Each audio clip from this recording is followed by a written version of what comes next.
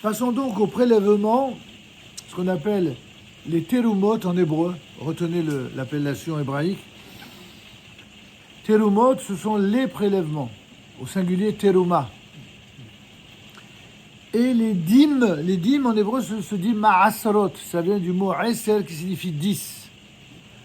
Ma'asrot, ce sont les dîmes, le 10e des récoltes, le 10e du bétail, le 10e des gains en argent, c'est toujours ma'aser. C'est une mitzvah que de mettre de côté des prélèvements, des terumot et des dîmes, des ma'asrot, sur les céréales dont on vient de parler, mais aussi les légumineuses, les fruits et les légumes qui poussent en terre d'Israël. Une obligation. Et ce n'est qu'ensuite qu'il est permis de les manger. Les prélèvements et les dîmes, terumot ou ma'asrot, sont destinés à établir les valeurs de la sainteté au sein du peuple d'Israël. Pourquoi il y a prélèvement ? À chaque fois que dans la Torah on parle de prélèvement ou dans d'autres domaines de retenue, c'est toujours pour mettre en avant une valeur de sainteté. Toujours. On va le découvrir au fur et à mesure que l'on va rencontrer ces différents thèmes. En effet, ces prélèvements, grâce au soutien qu'ils apportent aux prêtres, c'est-à-dire les Kohanim, ainsi qu'aux Lévi'im, les Lévites, qui, à l'époque du Temple, ne l'oubliez pas, c'est eux qui se livraient à l'enseignement de la Torah et à l'instruction. On parle souvent des korbanot, des sacrifices. Alors c'est vrai qu'il y avait des sacrifices, animaux bien sûr. Je dis bien sûr parce qu'à l'époque, chez les idolâtres, c'était des sacrifices humains. Pas chez nous. Chez nous, on sait très bien qu'il n'y a jamais eu de sacrifice humain. Et la seule et unique fois où on a une trace de ce qui aurait pu ressembler à un sacrifice humain, c'était juste pour éprouver Abraham dans sa foi en Dieu, quand Dieu va demander à Abraham de sacrifier son fils, son unique Yitzhak, mais dont l'issue et la conclusion, c'est que justement, c'est qu'une fois que Dieu a vu qu'il était prêt à sacrifier son fils, il lui dit surtout ne le fais pas. C'est ce que d'autres n'ont pas compris. Il y en a d'autres qui croient que prouver sa foi en Dieu, c'est sacrifier son fils, le donner en shahid. Alors que la conclusion de la Torah, c'est exactement le contraire. C'est qu'on n'a pas le droit de sacrifier son fils. En aucun cas, on doit protéger ses enfants. Fils ou fille d'ailleurs, évidemment. Mais c'est très important de toujours bien comprendre ce que la Torah nous dit, pas de lui faire dire autre chose que ce qu'elle dit. Donc là aussi, à l'époque, ils se livraient, les Kohanim et les Lévi'im, à l'instruction, à l'enseignement toranique.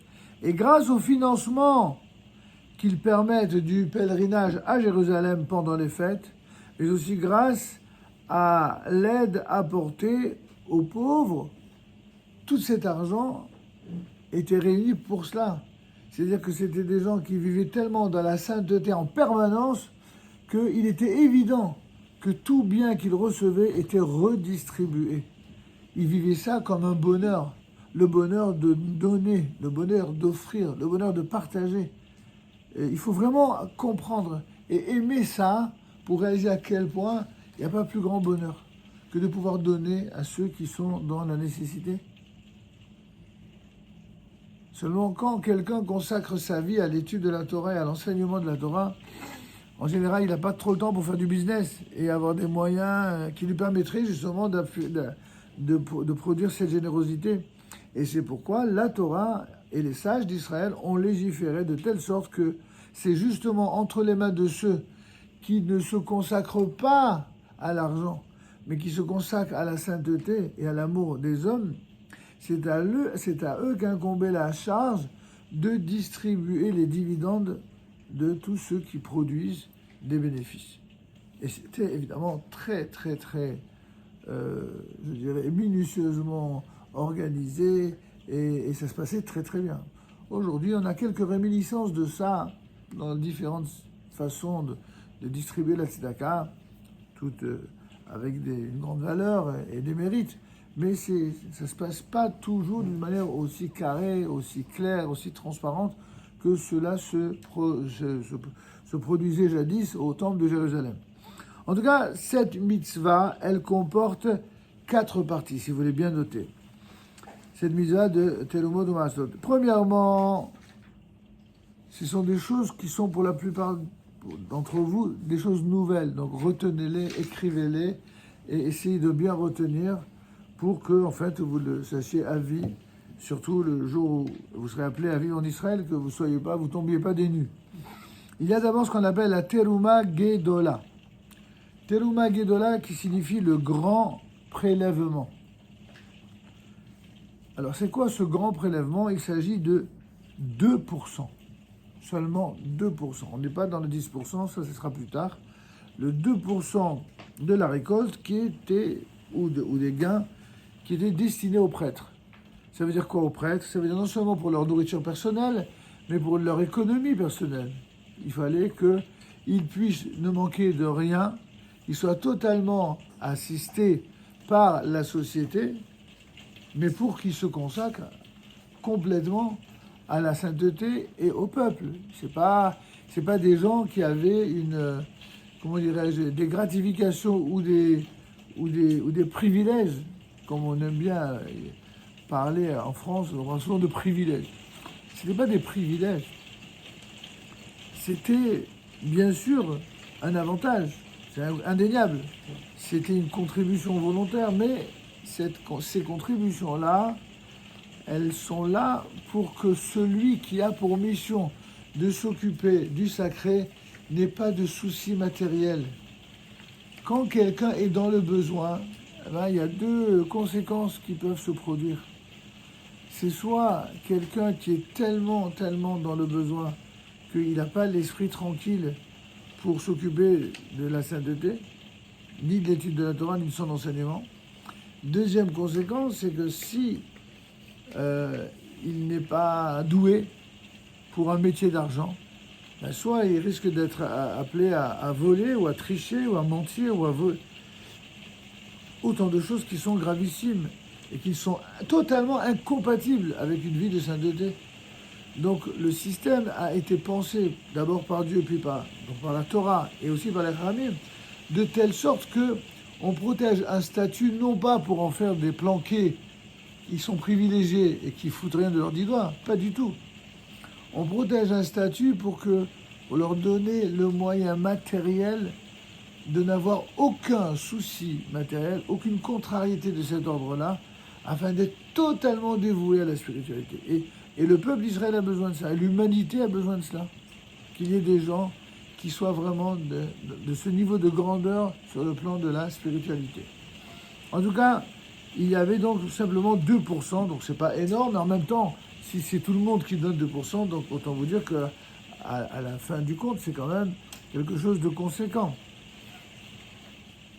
Donc ça, c'était 2% destinés aux prêtres, on appelle ça la Teloma Gedola, premièrement. D'accord. Deuxièmement... C'est que au Kohen, celui-là? Oui, absolument. À tous les Kohanim. Mais pas au Lévi. Non, pas encore. Il va venir, lui. Il peut rien pour attendre. Ça, c'est tous les Kohanim. Tous les Kohanim. Deuxième prélèvement, c'est ce qu'on appelle le Maaser Rishon. Maaser, qui signifie la dîme. Maaser Rishon, c'est la première dîme. Cette première dîme, voilà, on savait, pour faire plaisir à notre ami, il s'agit de 10%, un vrai 10% qui sont destinés à qui? Aux Lévites. Aux Lévites. Qui évidemment ont une fonction essentielle au temple de Jérusalem. Ça, c'était donc le deuxième prélèvement. Donc je répète, après la Teloma Gedola, le grand prélèvement d'environ 2%, qui était destiné au Kohanim, nous avons deuxième prélèvement, le Maaser Rishon, ou première dîme. Donc, il s'agit cette fois d'un prélèvement de 10% destiné aux Léviim. Troisième prélèvement, il s'agit cette fois d'un prélèvement sur la fameuse première dîme dont on vient de parler. Cette première dîme accordée aux Léviim, sur cette première dîme-là, il fallait prendre ce que l'on appelle la terumat maaser. En français, le prélèvement sur la dîme. Sur ce 10%, il fallait également un prélèvement qui est à nouveau destiné aux prêtres. Visiblement, ça ne suffisait pas, parce que le prêtre, il n'était pas seul. Il était marié, il avait des enfants, il avait des invités. Donc, c'était le dixième du dixième, si vous voulez. Vous avez bien compris. Le prélèvement sur la dîme qui est donc destiné aux prêtres, ce qui représente le dixième du maaser, la dîme de la dîme.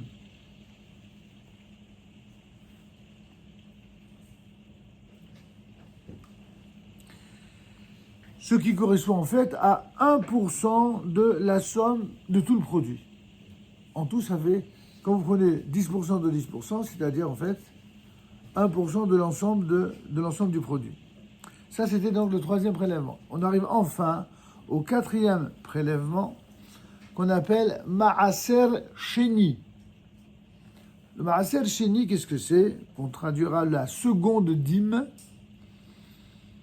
Il s'agit tout simplement, une fois qu'on a fait tous les prélèvements précédents, ce qui reste, les 90%, on va prélever 10% de la production restante.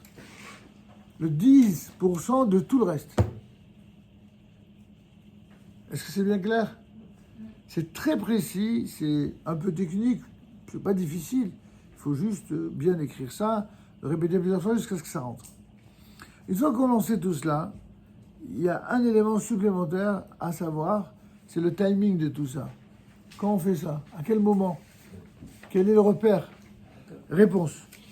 Les premières, deuxième, quatrième et cinquième année, je répète, première, deuxième, quatrième et cinquième année de ce qu'on appelle le cycle septennal. C'est quoi un cycle septennal?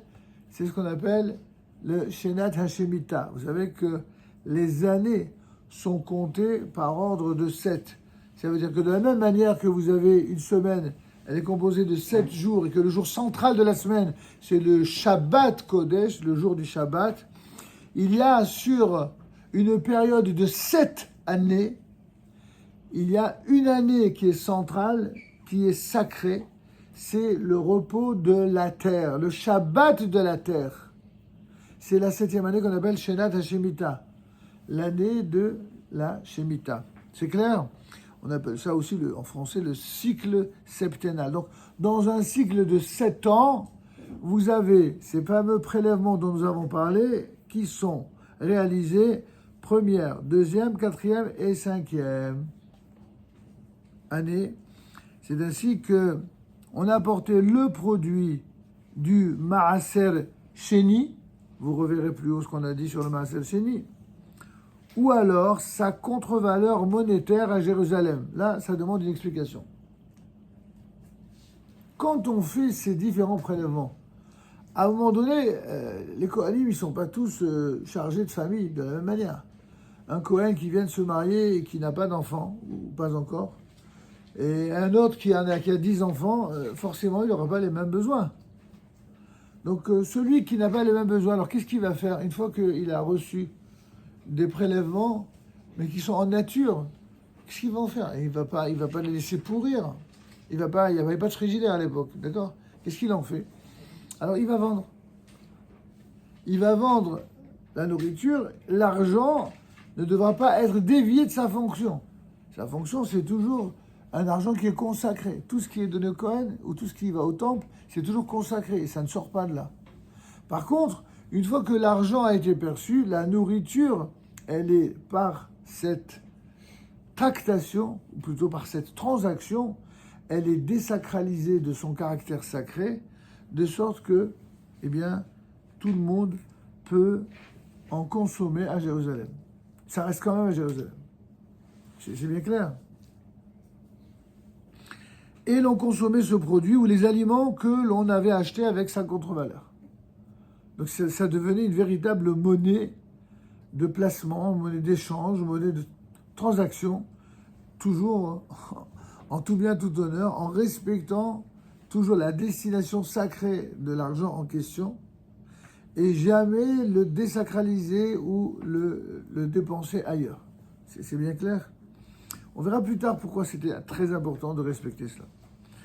En tout cas, tout ceci se faisait dans cet esprit de sainteté, mais aussi de pureté, et avec évidemment les pèlerins qui étaient pauvres. N'oubliez pas que la vocation première de tout cet argent, à part le fait que le Cohen et le Lévi en vivaient, enfin, la plupart de ceux qu'ils recevaient, ils le distribuaient, ils le partageaient. Parce que ça, voyez-vous, c'est pas qu'un esprit qui correspondait à Jérusalem, c'est l'esprit qui doit animer le peuple juif depuis la nuit des temps, en tout cas depuis le temple de Jérusalem, depuis les temples de Jérusalem, a toujours veillé à maintenir l'esprit de la distribution des biens, l'esprit de la tzedaka, l'esprit de ce qui consiste à reverser pour ceux qui sont dans le besoin. J'allais presque dire que c'est une des parties essentielles, pas la seule évidemment, mais une des parties essentielles de la Avodat Hashem, du service divin. Il y en a qui vous parlent, par exemple, de l'importance et de la centralité du Shabbat. Ils ont raison. Celui qui respecte Shabbat, c'est comme s'il respectait de la Torah. D'autres vont vous parler de la centralité de vivre en Eretz Israël. Il a raison. Celui qui vit en Eretz Israël, c'est comme s'il appliquait toute la Torah. D'autres vont vous dire c'est le respect de la Brit Mila, le respect. Chacun va mettre l'accent sur une mitzvah. Mais en vérité, toutes les mitzvot sont importantes. Et une des mitzvot importantes, c'est aussi la bienfaisance. La bienfaisance. Faire le bien, c'est ce qui permet d'être bien, d'être quelqu'un de bien. On ne peut pas être quelqu'un de bien autrement qu'en faisant le bien. On peut étudier, bien sûr. Enfin, si on étudie juste pour donner des leçons aux autres et de faire le contraire de ce qu'on enseigne, ça ne s'appelle pas être bien. Comment veiller à être exactement ce que l'on enseigne? C'est en vivant ce que l'on enseigne. Et quand on parle de tzedaka, quand on parle de générosité par exemple, quelqu'un ne peut pas parler de générosité. Il ne peut pas enseigner ce que c'est que la générosité s'il n'est pas le premier à donner, chacun en fonction de ses propres moyens, bien entendu. Mais il doit donner l'exemple. C'est pas possible qu'il en soit autrement. Au point d'ailleurs qu'à propos de la mission de la tzedaka, il est dit Aseren Nular, c'est un passouk bien connu. Ou Aser Ta'aser, Ka'aser Kedesh Tasher. Un jeu de mots qui est fait sur Aser qui signifie donne la dîme, donne le dixième. Et Rachid nous explique là-bas qu'est-ce que ça veut dire cette mitzvah. Donne le dixième afin de t'enrichir. Comment ça, afin de t'enrichir? En général, la morale du gangster, c'est quoi? C'est qui ne paye pas ses dettes s'enrichit. Ça, c'est la morale de l'escroc. La morale d'un juif, un vrai juif qui fait honneur au judaïsme, je précise, c'est quelqu'un qui, lorsqu'il gagne, il commence d'abord par dire merci mon Dieu de me donner le mérite de pouvoir faire du bien. Quand quelqu'un gagne et qu'il est heureux grâce à ça de faire le bien, mais c'est une jouissance réelle, profonde, que de pouvoir faire du bien, vous vous rendez compte que le gars, il devient tout autre. C'est plus le même gars. Et du coup, Dieu, qu'est-ce qu'il voit? Il dit, ah, Dieu, c'est le grand distributeur des biens de ce monde. Puisque ce gars-là, il respecte ma Torah, puisque ce gars-là, il s'est autoproclamé d'une certaine manière un des distributeurs des biens de ce monde, une sorte d'auto-entrepreneur avant l'âge, avant que cela n'existe en termes économiques aujourd'hui. Quand quelqu'un, il se prend en main et dit oh, c'est bon, je veux gagner et je veux faire profiter, et qu'il est sincère. Quand Dieu voit ça, et celui-là, puisque c'est un bon distributeur, alors qu'est-ce que je fais? Un patron, quand il voit que quelqu'un il est bon, qu'est-ce qu'il fait? Il augmente. Oui ou non? C'est comme ça que ça fonctionne. Ah, celui-là, il déchire, il est bon. Je vais lui donner encore plus. Je vais plus de produits, ou alors plus de marché, parce qu'il rapporte. Kaviachol, si on peut s'exprimer ainsi, c'est un peu cavalier de comparer. Mais quand Dieu voit que quelqu'un, quand il gagne de l'argent, il est généreux, Dieu est heureux de cela. Il dit, celui-là, je vais lui donner plus de moyens. Il va gagner plus. Et c'est comme ça que ça fonctionne. Mais ça fonctionne que celui qui y croit. Pas celui qui est vicieux, qui dit, je vais m'éclater, je vais faire un maximum de beurre, et puis bon, ça va. Je donnerai juste ce qu'il y a dans l'arrière-boutique là, du porte-monnaie. Non. Il faut donner le dixième. Il ne faut pas donner juste les pieds jaunes, là. Il faut donner, vraiment. Pas faire semblant. Et si on y croit et qu'on est sincère, alors ça marche. La bracha, elle vient tout le temps. Oui. Le Maaser Sheni, c'est le propriétaire qui se le rachète à lui-même alors? Ça veut dire quoi C'est-à-dire que c'est à qui il le reverse? On a dit. Le Maaser Sheni. Maaser Sheni, c'était pour le Lévi, il le donnait au Cohen et aux pauvres. Et aux pauvres. Oui. J'ai été très lentement justement. Il le redistribue, il ne le garde pas pour lui. Il y a une partie qu'il garde pour lui et une partie qu'il redistribue, bien sûr. Quand vous gagnez de l'argent, on vous a jamais dit que pour être généreux, il fallait tout donner? Pas du tout. C'est pour ça qu'on parle d'un taux. Par exemple, celui qui jetterait son argent par les fenêtres, on appelle ça la prodigalité. Quelqu'un, c'est pas bien, la prodigalité, c'est un extrémisme. Il y a des gens, ils sont prodigues. Ils ont un vrai problème de prodigalité. En général, ceux qui sont maladivement prodigues, vous savez à quoi on les reconnaît? Ils dépensent un argent de manière vraiment inconsidérée, y compris dans des choses qui ne sont pas toujours très cachères, comme le casino ou d'autres choses. Et en général, ils sont pingres avec leur entourage. On a vu des choses comme ça. Avec leurs femmes et leurs enfants, ils comptent au centime. Mais alors, pour se faire voir ou pour montrer, et vas-y, et ils donnent.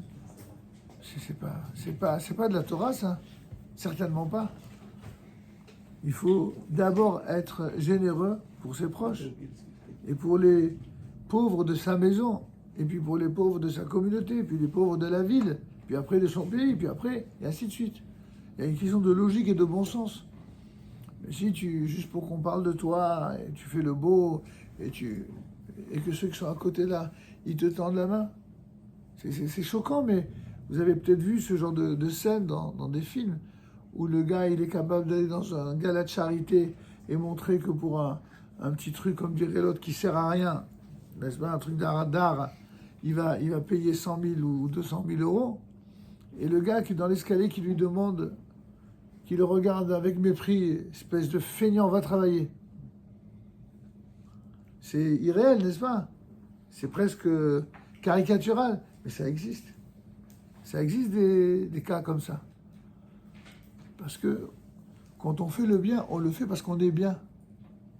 Pas parce qu'on le fait pour la galerie ou pour quelque intérêt que ce soit. En tout cas, continuons si vous voulez bien. Donc on disait première, deuxième, quatrième et cinquième année du cycle septennal, on apportait le produit du Maaser Sheni ou sa contre-valeur monétaire à Jérusalem et l'on consommait ce produit ou les aliments que l'on avait achetés avec sa contre-valeur dans la sainteté et la pureté avec les pèlerins pauvres. D'accord? Ceux qui sont dans le besoin. Ainsi, à l'aide du Maaser Sheni, le peuple juif connaissait de véritables périodes de retraite spirituelle à Jérusalem. Les gens allaient à Jérusalem parce qu'ils savaient qu'ils repartaient jamais les mains vides. Celui qui était dans le besoin, il allait là-bas, il revenait repu et avec en plus de côté, des provisions. Et bien sûr, ce n'était pas que des provisions pour les provisions. Ce n'était pas que la nourriture que pour la nourriture. Ça les aurait presque fait considérer comme du bétail. Non, c'est de la nourriture de sainteté. Pour rappeler que la nourriture, c'est aussi un élément qui permet de vivre dans la sainteté. C'est un aliment de sainteté. Et donc, le fait de consommer un aliment qui est porteur de cette sainteté, ça relie même le pauvre aux valeurs de la sainteté.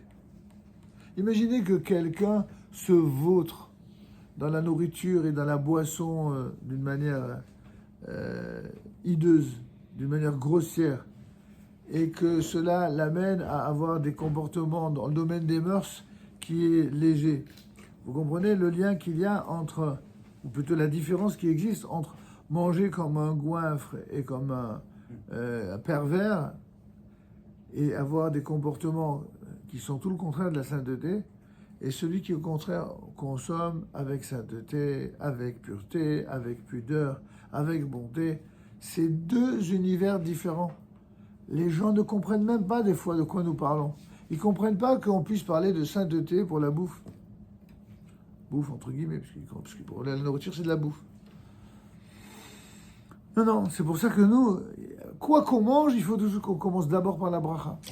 Parce qu'on n'est pas des animaux. Il y a que les animaux qui se jettent sur la nourriture sans commencer par la bracha. Nous, on commence d'abord par la bracha, et puis on doit sélectionner, savoir qu'est-ce qu'on peut manger, qu'est-ce qu'on ne peut pas manger, quand, comment, avant quoi, après quoi, etc. etc. Ça, c'était les 4 différentes prélèvements et dîmes que l'on prélève. Maintenant, on avait dit que ces prélèvements se faisaient, vous vous souvenez ou pas? La première, deuxième, quatrième, cinquième. 1, 2, 4, 5. C'est facile à retenir. 1, 2, 4, 5. Sur une période de 7 ans. Alors, quid des autres? Alors, cinquièmement, le Maaser Ani. Le Maaser Ani qu'on appelle la dîme du pauvre.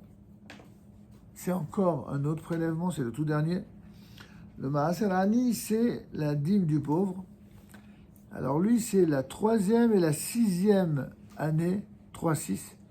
Les dernières qui restent. On avait dit tout à l'heure 1, 2, 4, 5, vous vous souvenez? Donc il nous reste 3, 6. Parce que la 7e année, c'est le repos complet. Alors la 3e et la 6e année du cycle septennal, au lieu de prélever le Maaser Sheni pour le consommer à Jérusalem dans la sainteté, on le donnait aux pauvres, cette fois-ci de toutes les régions du pays.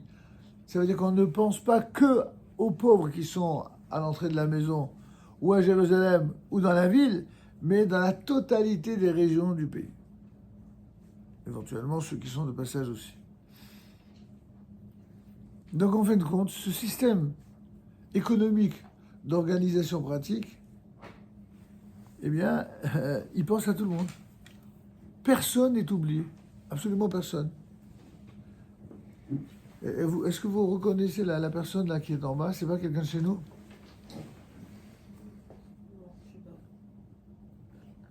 Ok, donc si vous reconnaissez, vous me le dites, sinon on laisse ça comme ça. Donc, vous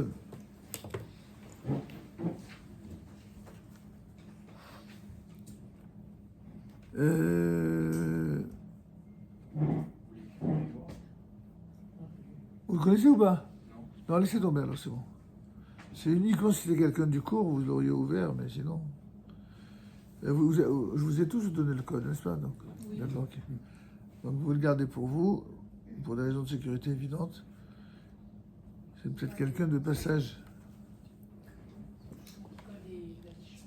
Comment? On dirait qu'il colle des affiches. Ah, il colle des affiches. Bon, alors. C'est pas un problème. Ok. Alors, on continue. Et on termine surtout ce petit chapitre. On a donc terminé par le Maaser Ani, la dîme du pauvre, la 3e et la 6e année du cycle septennal. Donc, au lieu de prélever le Maaser Sheni pour le consommer à Jérusalem, dans la sainteté, cette fois-ci, on le donnait aux pauvres de toutes les régions du pays. Parfait.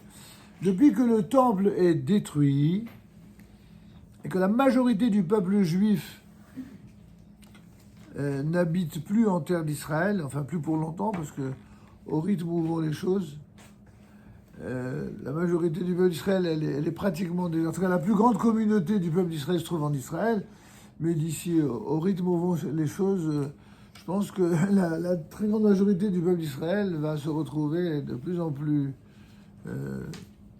dans un temps de plus en plus proche, en terre d'Israël. Donc, en tout cas, à cette époque-là, tant que la majorité n'était pas en terre d'Israël, et que les prêtres et les léviïm ne remplissaient plus leur fonction au service du public, de la grande communauté d'Israël, alors la mitzvah toranique des prélèvements et des dîmes a été suspendue. On ne fait plus les télomot et les maasolot avec cette minutie, cette rigueur telle qu'on l'a exprimée, justement parce que ça dépend de la présence de la majorité du peuple juif en terre d'Israël. Mais c'est plus... Dans très très peu de temps, on aura la majorité du peuple juif en terre d'Israël, mais la majorité absolue, ce n'est qu'une affaire de quelques semaines. Ce n'est en tout cas qu'en vertu d'un décret des sages qu'il reste obligatoire donc d'accomplir cette mitzvah en souvenir de la mitzvah d'origine. Qu'est-ce qu'on nous dit ici? Qu'en fait, comme souvent dans la Torah, on vous parle de ce qu'on appelle les mitzvot mid-de-oraita. J'ai déjà expliqué, je répète, pour ceux qui n'étaient pas là. Oraita, en araméen, ça signifie la Torah, en hébreu. Quand on dit qu'une mitzvah elle est mid-de-oraita, c'est une mitzvah que la Torah elle-même nous enjoint d'accomplir, nous prescrit. Et une mitzvah qui est derabanan, c'est une mitzvah que les sages d'Israël, à l'époque talmudique notamment, eh bien, ont pris sur eux de respecter dans le but de veiller à bien faire respecter les mitzvot midoraita. En quelque sorte, les mitzvot derabanan, les mitzvot d'ordre rabbinique, ne sont que des mitzvot d'accompagnement des mitzvot minatora pour mieux garantir le respect des lois de la Torah. Vous comprenez l'idée? Et il arrive parfois que certaines mitzvot dont on parle dans la Torah, la condition pour qu'elle reste une mitzvah midoraita, c'est justement ce qu'on vient de dire. Que tout le peuple d'Israël, ou en tout cas sa majorité absolue, soit vive en terre d'Israël. Mais tant que la majorité n'est pas là, alors c'est juste une mitzvah des Rabbanan. Ça reste une mitzvah pour ne pas l'oublier, pour la perpétuer, jusqu'à ce qu'on ait le mérite de l'accomplir en tant que mitzvah midoraita. Et là, ça aura des conséquences messianiques, c'est-à-dire que la terre va produire en un an, elle va produire, en un an de repos de la terre, eh bien la terre va produire les 3 années qui suivent un rendement multiplié par 2, par 10, c'est quelque chose de colossal. C'est ce que la Torah promet. À condition évidemment de respecter les lois de la Shemitah. C'est clair? Est-ce que c'est clair pour tout le monde? On peut passer à